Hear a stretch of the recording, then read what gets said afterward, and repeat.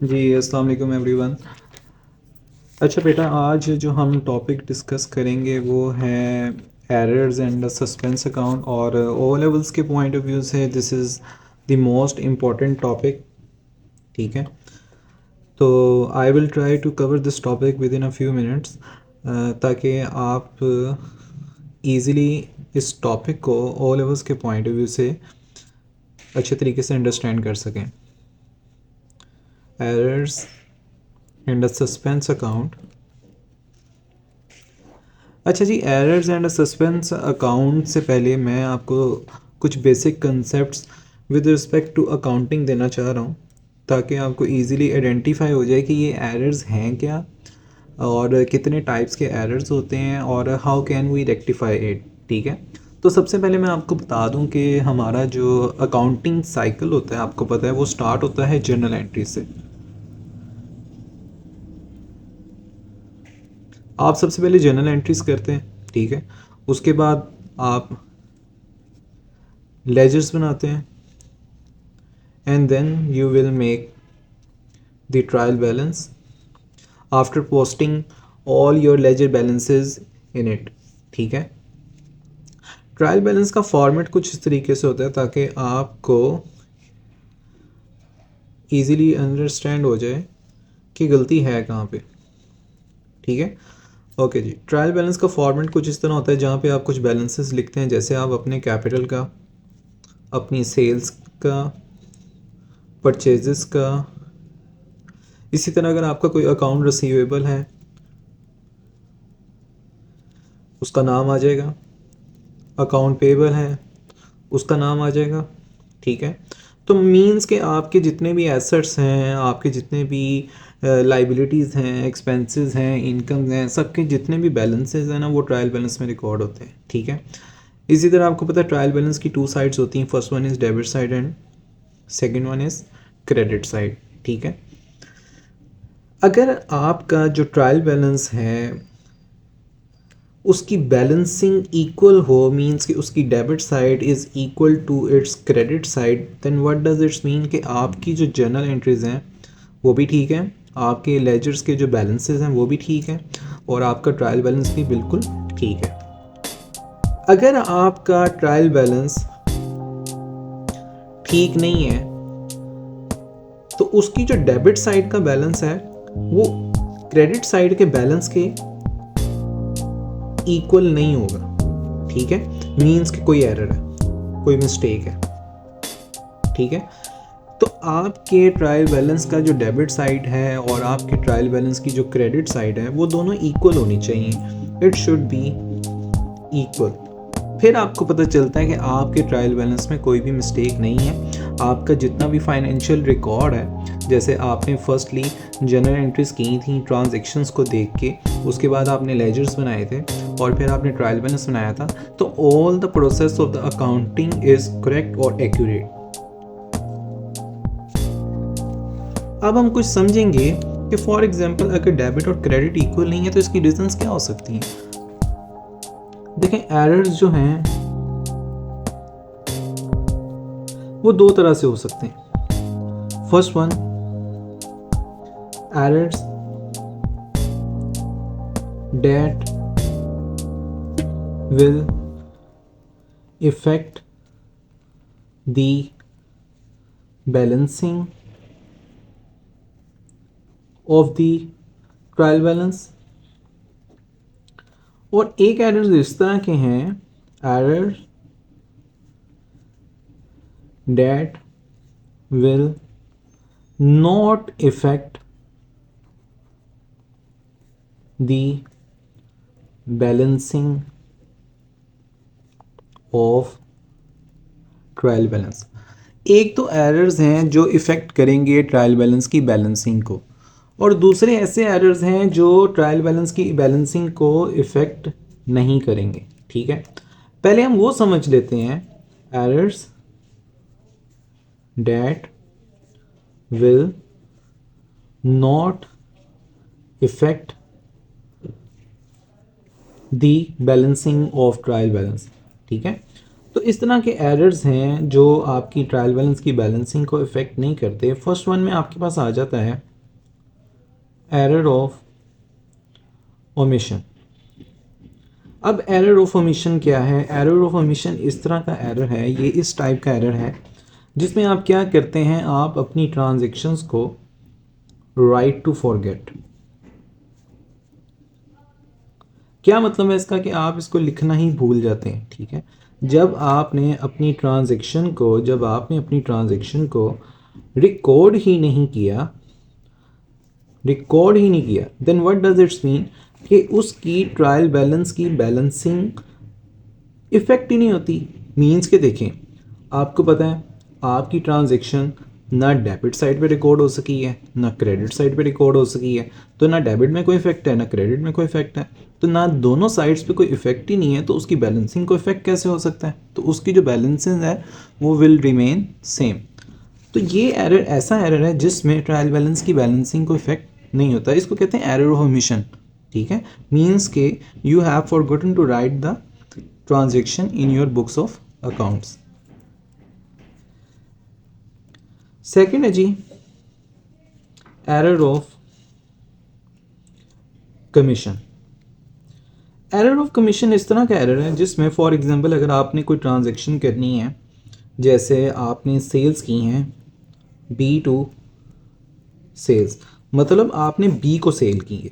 ठीक है, मीन्स के your correct entry should be B2 sales, लेकिन आपने एरर क्या किया है, मिस्टेक क्या की है, आपने बाय मिस्टेक B की जगह राइट डाउन कर दी है B's अकाउंट। ठीक है, आपने क्या लिखना था? B अकाउंट, आपने क्या लिख दिया? B's अकाउंट, आपने एंट्री की है B2 सेल्स। तो इस तरह के एरर को जहाँ पे आपके अकाउंट का नेम, अकाउंट नेम चेंज हो जाए, उसको आप क्या कहते हैं? Error of commission. लेकिन इन दोनों केसेस में B आपका एसेट है, आप सेल कर रहे हैं ना ऑन द क्रेडिट, तो ये आपका एसेट है। और एसेट क्या हो रहा है? एसेट आपका यहाँ पे इंक्रीज हो रहा है क्योंकि आपने अमाउंट रिसीव करनी है इससे।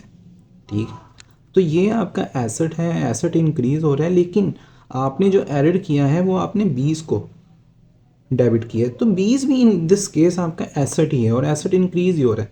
तो जहाँ पे सिर्फ अकाउंट का नाम चेंज हो और क्लास ना चेंज हो, क्लास मीन्स कि फॉर एग्जांपल आप एसेट की जगह एक्सपेंस लिख देते हैं।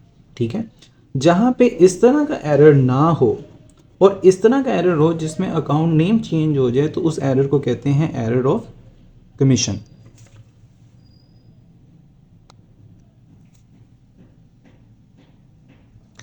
अब नेक्स्ट आपका जो एरर है वो है एरर ऑफ प्रिंसिपल।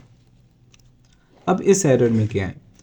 लास्ट जो एरर था एरर ऑफ कमीशन, उसमें आपने अकाउंट नेम चेंज किया था। यहाँ पे आप क्या करेंगे? यहाँ पे फॉर एग्जांपल अगर आपने मोटर व्हीकल परचेज़ की है तो आपकी एंट्री होनी चाहिए मोटर व्हीकल टू कैश। ठीक है, लेकिन आपने ये एंट्री नहीं की, आपने by mistake motor vehicle expense को डेबिट कर दी है। ठीक है, और कैश के रिलेटेड कोई आपका एरर नहीं है। ठीक है, तो आपने इस केस में जहाँ पे मोटर व्हीकल आपका एसेट था, ठीक है, आपने ये रिकॉर्ड नहीं किया, आपने रिकॉर्ड क्या किया? आपने मोटर व्हीकल एक्सपेंस को रिकॉर्ड किया है, आपने एसेट को कन्वर्ट कर दी है एक्सपेंस में। अब in this case you are changing the class of an account. ठीक है, आपने एसेट को रिकॉर्ड करना था, आपने एक्सपेंस को रिकॉर्ड कर दी है। तो जहाँ पे आप क्लास को चेंज करें अकाउंट की, उसको कहते हैं एरर ऑफ प्रिंसिपल। ठीक है, फिर आपके पास आ जाता है error of original entry. Error of original entry इस तरह का एरर है जहाँ पे आपकी जनरल एंट्री तो बिल्कुल ठीक है। फॉर एग्जांपल आपकी ट्रांजैक्शन है पेड वेजेस इन कैश। अब आपने इस ट्रांजैक्शन में क्या करना है? वेजेस को पे करना है कैश के थ्रू। आप सिंपल एंट्री करते हैं जी वेजेस टू कैश, ये आपकी करेक्ट एंट्री है, ठीक है। अमाउंट उसने दी है जी फॉर एग्जांपल $5000, ठीक है। आपको यहाँ पे लिखना चाहिए $5000, लेकिन आपने यहाँ पे अमाउंट को क्या किया है, अमाउंट को बाय मिस्टेक आपने एंट्री तो सेम की है, लेकिन अमाउंट आपने फॉर एग्जांपल आपने लिख दी है 5412, ठीक है। तो जहाँ पे आप अपनी अमाउंट की वैल्यू, अमाउंट या उसकी वैल्यू को चेंज कर दें, उस एरर को कहते हैं error of original entry. Means के your entry is correct, wages to cash, wages to cash, but in error you have write down 5412 instead of 5000। आपने 5000 लिखना था, आपने तो 5412 लिख दिया। तो this type of error is known as error of original entry। फिर आपके पास आता है error of reversal। क्या है error of reversal? नाम से पता चल रहा है, आप अपनी एंट्री को रिवर्स कर देंगे। जैसे फॉर एग्जांपल आपकी एंट्री होनी चाहिए, आप परचेजेस कर रहे हैं on credit with from Ahmed, आप एंट्री करेंगे परचेजेस फ्रॉम अहमद, इसकी जनरल एंट्री होगी परचेजेस टू अहमद, ठीक है। आपने क्या किया है, आपने बाय मिस्टेक एरर में क्या किया है, आपने अहमद को डेबिट कर दिया, आपने परचेजेस को क्रेडिट कर दिए, ठीक है। आपने उस एंट्री को रिवर्स कर दिए, ठीक है। अब ये इस एरर को कहते हैं रिवर्सल एरर। देखें डेबिट साइड और क्रेडिट साइड, आपको पता है कि आपके ट्रायल बैलेंस में 2 इफेक्ट्स जाते हैं, एक डेबिट साइड पे एक क्रेडिट साइड पे, और हर ट्रांजैक्शन के कितने इफेक्ट्स होते हैं, 2 इफेक्ट्स होते हैं, एक डेबिट पे एक क्रेडिट में। तो आपकी वैल्यू सेम है, आपने सिर्फ क्या किया है, जो डेबिट करना था उसको क्रेडिट किया है, जो क्रेडिट करना था उसको डेबिट किया है। तो इससे जो आपकी ट्रायल बैलेंस की जो बैलेंसिंग है वो तो सेम ही रहेगी। मतलब फॉर एग्जांपल आपने 50 लिखना था क्रेडिट में, और आपने उसको डेबिट कर दिया, डेबिट वाले को क्रेडिट कर दिया, तो अमाउंट तो सेम है और ट्रायल बैलेंस की बैलेंसिंग भी सेम है। तो ये वो एरर है जो ट्रायल बैलेंस की बैलेंसिंग को इफेक्ट नहीं करता। नेक्स्ट आपके पास जो एरर आता है वो आता है एरर ऑफ ट्रांसपोजिशन। अब ट्रांसपोजिशन एरर कौन सा एरर है? फॉर एग्जांपल आपकी जनरल एंट्री थी अली टू सेल्स, आपने अली को ऑन क्रेडिट सेल्स की है, ठीक है। आपने एंट्री सेम लिखी है, करेक्ट है, आपने अली टू सेल्स ही अपनी एंट्री की है, डेट इज़ करेक्ट, ठीक है। अमाउंट आपने रिकॉर्ड करनी थी 4512, ठीक है। आपने जो अमाउंट रिकॉर्ड करनी थी वो थी 4512, लेकिन बाय मिस्टेक आपने इसका सीक्वेंस चेंज कर दिया।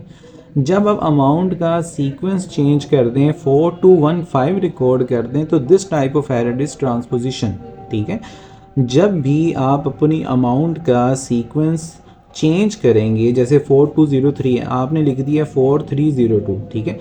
जब भी अमाउंट का सीक्वेंस चेंज होगा, that type of error is transposition. अब देखिए ना, दोनों साइड्स पे, डेबिट पे भी और क्रेडिट पे भी आप दोनों अमाउंट ही चेंज कर दिए, सीक्वेंस ही चेंज कर दिए। देखें, अगर आपने डेबिट साइड पे भी बाय मिस्टेक लिख दिया 412 और क्रेडिट साइड में भी बाय मिस्टेक लिख दिया 412, तो उसकी बैलेंसिंग तो सेम ही रहेगी, तो उसमें तो कोई इफेक्ट ना हुआ। तो इस तरह की ये एरर्स हैं जिसमें बैलेंसिंग ट्रायल बैलेंस की इफ़ेक्ट नहीं हो रही, ठीक है। लास्ट आपके पास एरर आ रहा है कंपनसेटिंग एरर। कंपनसेटिंग एरर बड़ा सिंपल है। फॉर एग्जांपल अगर आपने डेबिट साइड पे 20 की अमाउंट बाय मिस्टेक ओवरकास्ट की है, ओवरकास्ट मीन्स के ज़्यादा लिखी है, ठीक है, मीन्स के इंक्रीज़ की है, और इसी तरह क्रेडिट साइड में भी 20 अमाउंट ओवरकास्टेड है, ज़्यादा आपने लिख दी है। तो आपके जो ट्रायल बैलेंस है वहाँ दोनों साइड्स पे डेबिट में भी 20 का इंक्रीज़ है, क्रेडिट में भी 20 का इंक्रीज़ है, तो ये एरर ही, लेकिन ये रिफ्लेक्ट नहीं हो रहा आपकी ट्रायल बैलेंस की बैलेंसिंग में। तो ये वो एरर है कंपनसेटिंग एरर, इस तरह का एरर जो आपके डेबिट और क्रेडिट दोनों साइड्स पे या तो ओवरकास्ट शो करे, ज़्यादा अमाउंट शो करे, या तो अंडरकास्ट शो करे, कम अमाउंट शो करे। तो इस तरह के एरर को कहते हैं कंपनसेटिंग एरर, ठीक है। ये सारे वो एरर्स हमने डिस्कस किए हैं जो आपके ट्रायल बैलेंस की बैलेंसिंग को इफेक्ट नहीं करते।